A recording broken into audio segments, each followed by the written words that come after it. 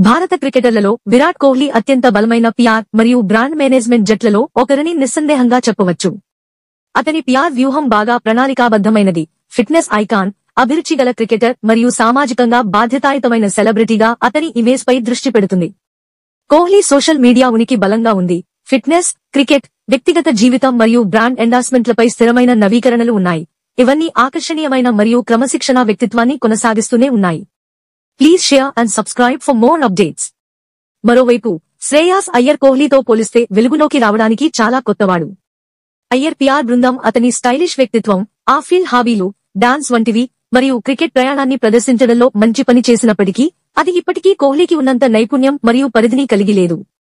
Kohli PR బృందం అతన్ని క్రికెటర్గా మాత్రమే కాకుండా ప్రపంచ క్రీడా చిహ్నంగా విజయవంతంగా నిలబెట్టింది. దీనికి విరుద్ధంగా అయ్యర్ పిఆర్ ప్రయత్నాలు ఇప్పటికీ నిర్మాణ దశలోనే ఉన్నాయి. కోహ్లీ లాంటి వారసత్వాన్ని కొనసాగించడం కంటే అతని ఉనికిని స్థాపించడంపై ఎక్కువ దృష్టి పెడుతుంది.